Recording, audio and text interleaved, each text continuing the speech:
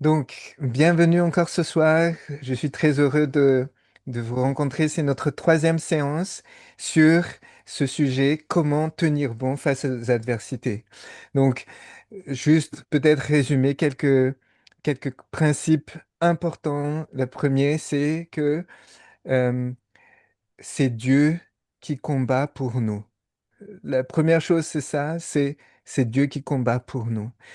La deuxième chose, c'est que ce n'est pas parce qu'on est chrétien fidèle qu'on fait tout ce qui nous semble bon, ce qui est juste, on fait la volonté de Dieu, qu'on ne peut pas avoir des adversités, qu'on ne peut pas avoir des difficultés, qu'on ne peut pas avoir d'accidents, de maladies, de deuil, de séparation ou quoi que ce soit. Même si on est fidèle, même si on est avec Dieu, on peut avoir ces soucis-là. Et ça, il faut le retenir. Il faut le retenir euh, parce que parfois on se culpabilise en disant j'ai peut-être fait quelque chose de mal. Rappelez-vous de l'histoire de Job et rappelez aussi de l'histoire de Jésus. C'est pas parce que Job euh, est péché. Dieu a dit qu'il n'y a pas personne comme lui sur la terre. Jésus n'a jamais péché et pourtant il a été condamné. Donc, rappelez-vous de cela. La troisième chose à retenir, c'est que si nous avons des difficultés, enlever de votre esprit de vous dire Dieu m'a puni ou Dieu se venge ou des choses comme ça. Non, le mal ne vient pas de Dieu. Dieu ne nous punit pas. Il peut arriver que on a des difficultés où il nous arrive quelque chose de mal. Ça peut être les conséquences des mauvaises choses que nous avons fait. Ça peut être les conséquences de nos mauvais choix. Mais c'est jamais quelque chose que Dieu envoie en disant, oui, je t'envoie, je te punis. Dieu n'est pas un homme. Vous connaissez cette expression pour mentir, des choses comme ça. Mais Dieu n'est simplement pas un homme. Donc on ne peut pas le comparer à nous. Si nous sommes méchants, lui, il ne l'est jamais. Alors, il peut être sévère, mais vous vous rappelez de ce texte-là dans Romains chapitre 2 et le verset 4, c'est la bonté de l'Éternel, c'est la compassion de l'Éternel, c'est la compassion de Dieu qui ramène à la repentance. C'est pas les bâtons, c'est pas la punition de Dieu, c'est sa bonté, c'est sa, euh, c'est sa compassion envers nous qui nous ramène à lui. Donc, retenez cela. J'aimerais aussi vous dire ceci. Vous avez retenu certainement 1 Corinthiens chapitre 10, verset 13. C'est ce passage qui dit que aucune épreuve n'est humaine. En gros, il n'y a pas d'épreuve qui dépasse notre capacité. Donc, si Dieu permet, donc Dieu ne donne pas, Dieu ne nous punit pas, Dieu ne nous envoie pas les mauvaises choses, mais il peut les permettre. Donc, si Dieu envoie ces choses-là, en même temps, et ça, on le trouve dans 1 Corinthiens, en même temps, il nous envoie aussi les solutions, il nous envoie des secours qui va avec.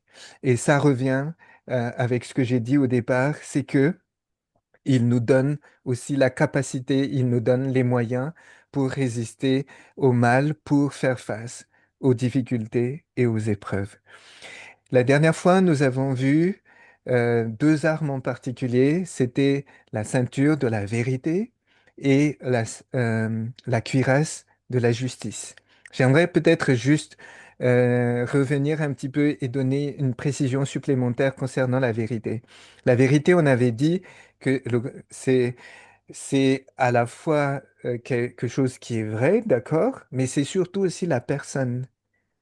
Jésus a dit, je suis le chemin, la vérité et la vie. Et c'est lui qui supporte tout. C'est sur lui que tout se repose. C'est lui la base. Et si on enlève la ceinture, tout tombe. Si on enlève la ceinture, tout ce qui est, comment on appelle ça, les armures, le reste, s'écroule aussi. Donc la vérité, c'est vraiment Jésus-Christ. Et le contraire, quelque part, c'est le mal, c'est le père de mensonges. C'est celui qui accuse, celui qui envoie des mauvaises paroles. Dieu, lui, il bénit, tandis que le mal, lui, il maudit. Donc, il faut qu'on retienne ça, que la vérité, vraiment, c'est Jésus lui-même. Et j'aimerais aussi euh, faire la différence entre vérité et réalité, parce que ça vous arrive hein, parfois de dire, oui, mais c'est vrai. Oui, c'est vrai, mais c'est pas la vérité dont on parle ici. Et quand l'apôtre Paul dans Éphésiens chapitre 4 dit, en disant, parlez-vous en vérité, euh, quelque part, des fois on a envie de tout dire, on a envie de dire tout ce qui est vrai, ou plutôt dire toute la réalité. En tout cas, ce que nous pensons être réel et c'est juste, etc. Et quand on dit, oui, mais pourquoi tu parles comme ça? Pourquoi tu dis ça? Et on dit, mais c'est la réalité. Mais la réalité n'est pas forcément la vérité. Vous voyez ce que je veux dire? Donc, euh, il faut faire la différence entre la réalité. Oui, il y a plein de choses qui sont réelles, mais c'est pas forcément la vérité. C'est pas parce que quelqu'un a tué quelqu'un que c'est la vérité. C'est la réalité, mais c'est pas la vérité. C'est pas parce que quelqu'un commet l'adultère que c'est la vérité, c'est la réalité, mais c'est pas forcément la vérité. C'est pas forcément la vérité. Vous voyez ce que je veux dire? C'était vrai, mais c'est surtout ce qui est réel.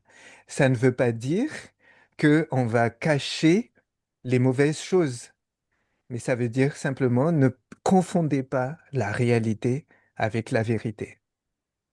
Vous êtes d'accord avec moi? Euh, Revenons aussi sur la justice.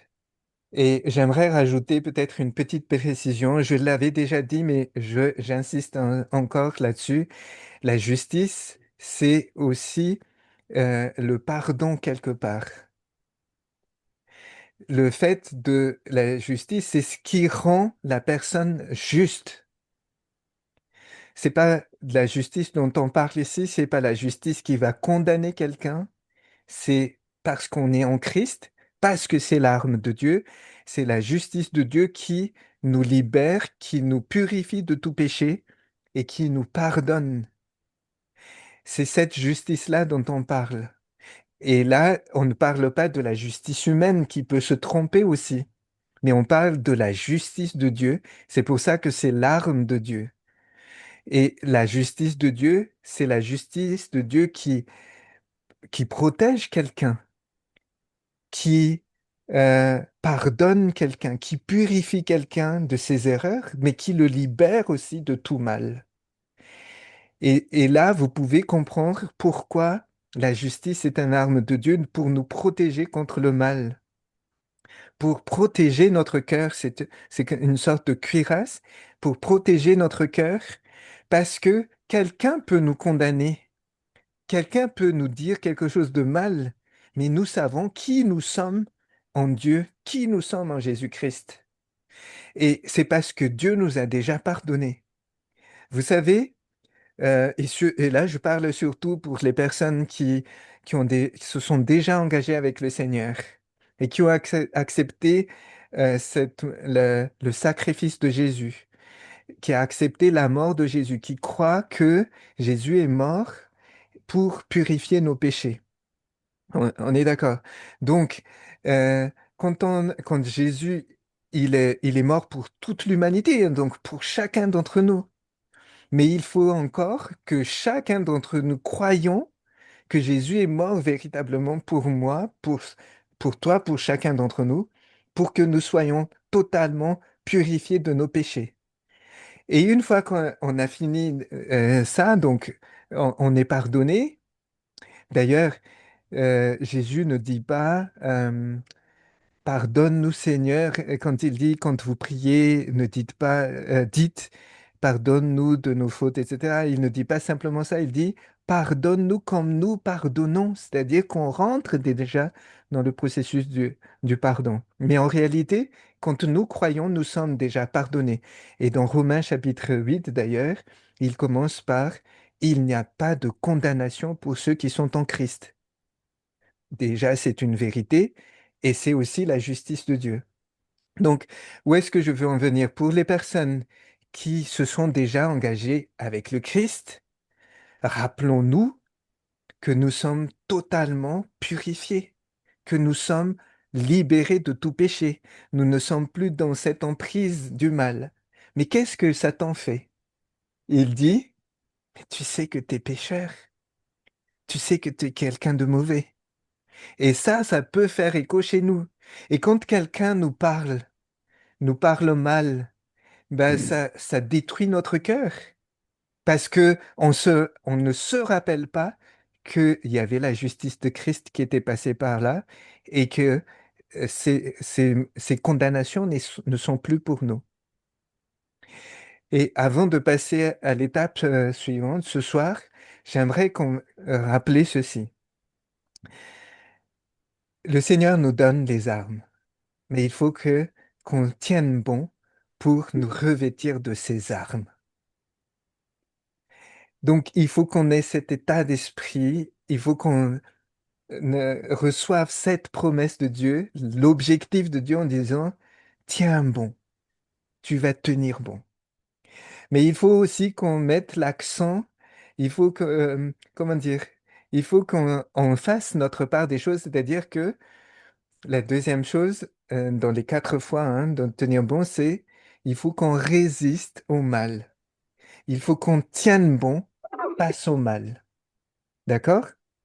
La troisième chose, il faut qu'on espère, il faut qu'on euh, gardons à l'esprit le résultat ou la finalité, c'est qu'on tiendra bon.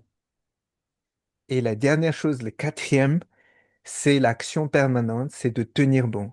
Qu'on ait envie ou qu'on n'ait pas envie, je vais tenir bon. Pourquoi j'insiste sur ça? Parce que peut-être tout à l'heure, peut-être demain, peut-être dans la semaine ou plus tard, on va avoir des difficultés. Et si on n'a pas cela à l'esprit, on va s'écrouler. Donc, quelque part, c'est comme peine perdue d'avoir été là chaque soir. Et je remercie le Seigneur de nous permettre d'être là pendant plusieurs jours, en fait. Parce que c'est- on va enregistrer d'ici fin juillet, on va enregistrer que on va tenir bon. Et si peut-être plus tard vous allez réécouter ces enregistrements, vous allez peut-être vous rappeler, non, je vais tenir bon. Et moi, je vous invite à relire, à lire, à relire ces passages-là dans Éphésiens chapitre 6 et de vous dire, tenez bon, je vais tenir bon. Donc, dès que vous avez le moindre difficulté, qu'est-ce qui va revenir dans votre esprit? Je vais tenir bon. Je vais tenir bon et je vais y arriver. On, on va y arriver, hein? On va tenir bon, quelles que soient les difficultés. Et rappelons-nous, ce n'est pas nous n'avons pas à faire contre la chair et le sang. C'est dans Éphésiens chapitre 11, chapitre 12 aussi. C'est contre les esprits mauvais, c'est contre le diable lui-même. Et ces esprits mauvais peuvent utiliser des personnes, peuvent nous utiliser même. Mais c'est pas contre les personnes. C'est pas contre les personnes à la maison que nous avons à faire face. C'est contre des esprits mauvais. C'est des puissances dans les lieux célestes, la Bible le dit. Mais ceci, retenez ceci, c'est Dieu qui combat pour nous. Et c'est les armes de Dieu qu'il met à notre disposition. Mais il reste à nous, quand même, de nous revêtir de ces armes. Donc le premier, c'était quoi? Le premier, c'était la vérité. C'est la robe, c'est Jésus-Christ lui-même, c'est la vérité. Le deuxième, c'était la cuirasse de justice. Je voulais dire la robe de justice. C'est cette robe blanche qui fait que nous sommes purifiés, que nous sommes blanchis. Et c'est ça notre identité. Nous sommes en Jésus et nous sommes euh, couverts de sa robe de justice. Et donc ce soir, nous arrivons dans Éphésiens chapitre 6 et le verset 15. Éphésiens chapitre 6 et le verset 15, et je vais vous partager, pardon, mon écran. Le premier mot qui arrive, c'est tenez bon. Face aux adversités, tenons bon. On est d'accord? Alors, Éphésiens chapitre 6, verset 15, si vous avez votre Bible, vous pouvez l'ouvrir aussi. Peut-être on n'a pas exactement les mêmes mots, on n'a pas forcément les mêmes versions, mais gardons cela à l'esprit. Alors, qu'est-ce qui est marqué? Tenez bon, ça c'est au verset 14. Mettez, saignez-vous de la vérité, mettez la cuirasse de justice. Et ici, il dit, mettez pour chaussures à vos pieds les bonnes dispositions que donne la bonne nouvelle de la paix. Il peut aussi dire, comment dire, pardon, chaussez à vos pieds, ayez, chaussez à vos pieds les bonnes dispositions que donne la bonne nouvelle de la paix. Alors, pour comprendre un petit peu ce passage, vous avez certainement déjà vu, entendu ces choses-là, et peut-être dans votre esprit, la conclusion tout de suite, c'est que je vais prêcher la bonne nouvelle. C'est ça l'arme. Et certaines traductions dire ayez le zèle, chaussé à vos pieds, le zèle de la bonne nouvelle de la paix. Ce soir, j'aimerais peut-être qu'on puisse explorer, peut-être approfondir un petit peu plus ces paroles-là, mais juste avant, j'aimerais vous donner quelques pistes pour mieux comprendre les choses. Vous savez que les paroles dans la Bible ne viennent jamais seules. C'est toujours expliqué par d'autres paroles aussi dans la Bible. Et il se trouve que euh, le- l'histoire de la justice et aussi le salut qu'on verra plus tard, ça a été déjà dit par le prophète Ésaïe, donc dans Ésaïe 59, versets 16 et 17, nous pouvons lire ceci, alors son bras lui assure la victoire. Ça rappelle un petit peu que euh, la victoire est à Dieu, le combat est à Dieu et qu'il a déjà remporté la victoire en Jésus. Sa justice lui sert d'appui. Il, donc c'est Dieu se revêt de la justice comme d'une cuirasse. Ça vous rappelle, hein, Éphésiens chapitre 14, la cuirasse de la justice. Et il met sur sa tête le casque du salut. Ça, on verra plus tard dans Éphésiens. Mais il y a aussi dans Ésaïe 52, le verset 7, c'est marqué, vous connaissez peut-être pour certains ce passage-là, qui sont beaux sur les montagnes les pas de celui qui porte la bonne nouvelle et qui proclame la paix, de celui qui porte l'heureuse nouvelle et qui proclame le salut, qui dit à Sion, ton Dieu est roi. Et vous voyez que dans ce passage-là, on a la question des pas, donc ça nous fait réfléchir aux pieds, aux chaussures, etc. Et en même temps, la question de bonnes nouvelles et la paix. Et on va directement dans Éphésiens et on dit, oui, voilà, donc mettez vos chaussures à vos pieds, pour chaussures à vos pieds, les bonnes dispositions que donne la bonne nouvelle de la paix. Donc on dit tout de suite, OK, une des armes de Dieu, c'est d'apporter la bonne nouvelle de la paix. Mais en réfléchissant un petit peu, je vous propose qu'on s'arrête quelques instants sur ce passage-là. Regardez bien. Il y avait quelque chose qui m'a un peu choqué et c'était ce mot-là, bonne disposition. Et ça dépend des traductions. Est-ce que vous avez dans votre traduction un autre mot?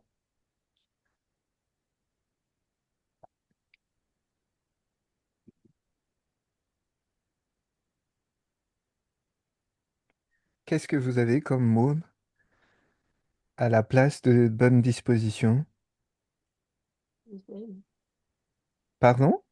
Le zèle. Le zèle que donne l'Évangile. Oui, le zèle. Ah, ah, que donne l'évangile. L'évangile, c'est la bonne nouvelle, hein. Euh, le zèle, il y a peut-être, je ne sais pas s'il y en a d'autres, mais en tout cas, c'est un mot qui me semble un peu difficile. Et j'ai regardé un petit peu dans l'original ce que ça voulait dire, et c'est un mot qui est unique. euh, dans le Nouveau Testament. C'est unique, c'est la seule fois qu'on a ce mot-là. C'est un apax, c'est-à-dire qu'on le voit qu'une seule fois en fait. Et les mots de la même racine, ça peut vouloir dire aussi préparer. Dans- et quand on cherche un petit peu plus en profondeur, ça peut arriver, cette question-là euh, de se tenir prêt quelque part. On peut avoir le même mot. Vous savez, quand Jésus parle de comme vous ne connaissez ni le jour ni l'heure, alors tenez-vous prêt. Donc, quelque part, c'est comme pour se dire, OK, euh, je vais avoir des difficultés, mais donc il faut que je me prépare, il faut que je sois disposé pour que quand ces choses-là viennent, je suis prêt. Mais on a aussi dans la Septante, alors la Septante c'est quoi? C'est euh, dans le grec. L'Ancien Testament traduit en grec, c'est ça qu'on appelle la Septante. Et dans la Septante, on retrouve le même mot dans un autre chapitre du livre d'Ésaïe. Et là, il parle aussi de la justice et quelque part, il parle, la traduction qu'on trouve là-bas, c'est fondement. Et là, quelque part, ça peut nous donner une autre explication, une autre compréhension de ce mot-là. Alors, on peut prendre tout ce qui est bien, mais ça peut aussi nous dire que on parle de chaussures, on parle de combat, on parle de tenir bon, et en fait, et on parle de disposition, on parle de se préparer à cela. Et l'idée, en fait, c'est de ne pas glisser quelque part, de ne pas tomber, de ne pas, de ne pas d'être. C'est un peu comme si vous faites la randonnée ou quelque chose comme ça, c'est d'avoir cette stabilité. Et en fait, quand on revient un petit peu dans le livre d'Éphésiens de manière générale, il y a un verbe qui revient assez souvent, c'est le fait de marcher, marcher, de marcher. Et marcher en Jésus, marcher en Christ plutôt, marcher dans l'amour, marcher dans l'esprit ou par l'esprit. Il y a cette idée de marcher. Et ici, en conclusion, dans Éphésiens chapitre 6, d'un coup, il s'arrête et il dit, tenez bon. C'est quelque part, c'est comme cette idée de me dire, OK, je vais marcher. Et je vais continuer, et là, avec les chaussures et les pieds, tout ça, c'est d'avoir le meilleur support possible, les meilleurs fondements possibles pour que je puisse tenir bon et que je reste stable face aux épreuves, face aux difficultés, face aux obstacles, face à toutes les choses qui peuvent m'arrêter quelque part. Donc, qu'est-ce qui donne cette préparation? Qu'est-ce qui donne cette bonne disposition? Qu'est-ce qui donne cette zèle selon les autres traductions? C'est la bonne nouvelle de la paix. Et regardez bien, on parle de combat. Ce n'est pas contre la chair et le sang que vous avez à combattre. On parle bien de lutte. Et pourtant, l'apôtre Paul a choisi le mot paix ici. Et dans le mot paix, c'est pas seulement le calme, la tranquillité dans la guerre ou des choses comme ça, mais dans le mot paix, il parle aussi surtout de comment on appelle ça, de santé. Il parle aussi de sérénité. D'ailleurs, le mot grec qui a été traduit en paix, c'est de là où vient le mot aussi sérénité. Mais il parle aussi comment on appelle ça, de prospérité. En fait, il parle de toute bonne chose qui vient de Dieu. Donc, c'est la bonne relation avec les personnes, c'est le calme intérieur, c'est cette tranquillité face à des difficultés ou des choses comme ça, mais c'est aussi, comment on appelle ça? C'est aussi cette bonne disposition, c'est aussi cet bon état d'être que nous pouvons avoir jusqu'au bout. Alors, il parle de bonnes nouvelles aussi. Et il parle aussi de, comment on appelle ça? Il parle aussi d'évangile, c'est la même chose. Euh, mais j'aime bien la traduction bonne nouvelle. Et d'ailleurs, le mot en grec, il y a bien le mot bon dedans. C'est quelque chose de bon qui vient. Et complètement dans la pratique, parce que cette stabilité, cet état où nous sommes prêts à faire face à quoi que ce soit, où nous restons fermes et que nous tenons bon, quoi qu'il se passe, ça vient de la bonne nouvelle. Je répète, ça vient de la bonne nouvelle de la paix. Ça vient de la bonne nouvelle. Ça ne vient pas des choses qui font peur. Ça ne vient pas des choses qui peuvent nous troubler, mais ça vient plutôt de la bonne nouvelle. Et j'aimerais vous inviter à regarder avec moi un passage qui se trouve dans Philippiens. On va sortir un petit peu d'Éphésiens, donc c'est le livre qui est juste à côté. Philippiens, chapitre 4. C'est le livre qui est juste après Éphésiens, Philippiens, chapitre 4. Pardon. Vous connaissez certainement hein, ce passage-là. Euh, c'est juste après quand il dit Réjouissez-vous toujours dans le Seigneur. Et je le répète, réjouissez-vous. Et au chapitre 4, verset 6, il dit ceci Ne vous inquiétez de rien. Je vais l'afficher peut-être s'il y a pour qu'on puisse tous suivre en même temps. Je vais agrandir un petit peu mon écran. J'ai coché parce que j'aime beaucoup, j'ai souligné, mais j'aime beaucoup ces paroles-là. Ne vous inquiétez de rien, mais en tout par la prière et la supplication, avec des actions de grâce, c'est-à-dire des remerciements, faites connaître à Dieu vos demandes. C'est-à-dire que si on est inquiet par rapport à quelque chose, disons à Dieu par la prière. Faisons simple, dites à Dieu, j'ai des problèmes, je suis inquiet, j'ai des doutes, j'ai des difficultés. Et reconnaissons les choses, il ne faut pas les nier en disant oui, je tiens bon, donc je j'oublie tout. Non, non, on tient bon et on se tourne vers Dieu. Et il dit, et la paix de Dieu, qui surpasse toute pensée, gardera votre cœur et votre intelligence en Jésus-Christ. Et il continue, et c'est ce que j'aime aussi, ça touche la bonne nouvelle, la bonne chose, ce qui est bon.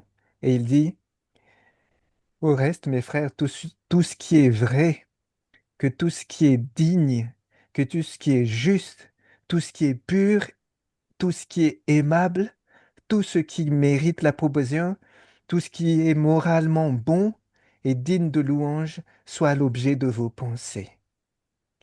Quelque part, c'est que euh, au lieu de nous focaliser sur les mauvaises choses, sur les attaques du mal, sur les mauvaises paroles qui nous arrivent dans le cœur, sur les mauvaises pensées ou les mauvais regards des autres, au lieu de tout cela, gardons plutôt, concentrons-nous et que ce soit l'objet de nos pensées, tout ce qui est vrai.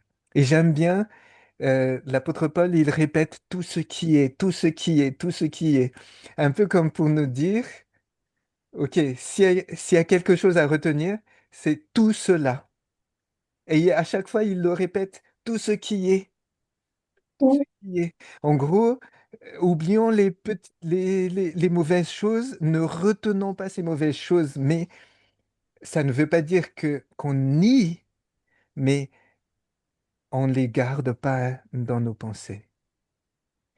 On fait face, et après, on se tourne, et après, cette fois-ci, on regarde vers ce qui est vrai, ce qui est digne, ce qui est juste, ce qui est pur, aimable, et tout ce qui mérite la probation, pardon, et tout ce qui est moralement bon et digne de louange. Alors, je disais tout à l'heure que quand on parle comment on appelle ça? À chaque fois qu'on parle d'Éphésiens chapitre 6 et on partage cette arme et on dit, oui, donc je vais proclamer la bonne nouvelle. Oui, il y a en partie ça. Mais avant de pouvoir proclamer cette bonne nouvelle, nous devrions d'abord le mettre dans notre pensée, tout ce qui est bon. Que nous puissions déjà saisir nous-mêmes cette bonne nouvelle de la paix que le Seigneur met à nos pieds. Que, que cette bonne nouvelle soit quelque chose, une nourriture pour nous chaque jour. Que cette bonne nouvelle, que ce soit les choses qui occupent notre pensée tout au long de la journée. Ce qui fait que quand quelque chose de mauvais nous arrive, nous pensons tout de suite, quelle bonne chose le Seigneur nous donne. Alors, si j'ai un défi à vous proposer ce soir, ce serait bien sûr de tenir bon, hein. Ça, c'est l'état d'esprit, c'est le point de départ. On va tenir bon. Mais au-delà de cela, le deuxième défi, quelque part, c'est de penser à la bonne nouvelle. Et cette bonne nouvelle, c'est pas simplement la bonne nouvelle de la paix parce que Jésus est mort pour moi, pour toi, pour chacun d'entre nous, mais c'est aussi la bonne nouvelle de la paix qui viendra plus tard. Quand Jésus reviendra, les mauvaises choses s'arrêteront. Vous rappelez dans Apocalypse chapitre 21, quand il dit, quand Dieu descendra et nous serons son peuple, etc., il dit, il essuiera euh, toute larme de leurs yeux. Il n'y aura plus ni pleurs, ni deuil, ni cris, ni douleurs. Il n'y aura plus de mort. Et ça va venir plus tard. Et remarquez dans ce passage-là, dans Apocalypse chapitre 21 et le verset 4, il dit, il essuiera toute larme. Ça veut dire que tant qu'on est encore sur cette terre, il va y avoir des larmes. Mais on a besoin de tenir bon. On a besoin de persévérer. Donc, persévérer jusqu'au bout, chers frères et sœurs, chers amis. Persévérons jusqu'au bout. Persévérons jusqu'au bout. On a besoin d'avoir cet état d'esprit et on a besoin d'être dans l'action, de tenir bon jusqu'au bout. Parce qu'il va y avoir des difficultés. Certaines sont moindres peut-être, mais d'autres vont être difficiles. Et il y aura des larmes. Et à la fin, la bonne nouvelle de la paix dit aussi que à la fin, toutes ces choses vont s'arrêter. Et le Seigneur lui-même, Dieu lui-même, essuiera toute larme de nos yeux. Que cette parole, en tout cas, assure notre cœur aujourd'hui. Et j'aimerais vous encourager donc à ce défi-là. Quelles que soient les difficultés que nous avons à faire face là, tenons bon et gardons à l'esprit, dans nos cœurs, la bonne nouvelle de la paix du Seigneur. Il nous gardera stables. C'est ça qui fera qu'on ne tombera pas. C'est ça qui fera que nous ne glissions pas. C'est ça qui fera que n'allons pas nous écrouler face aux adversités et face aux épreuves. Que le Seigneur nous permette de tenir bon. Amen. Amen. Amen.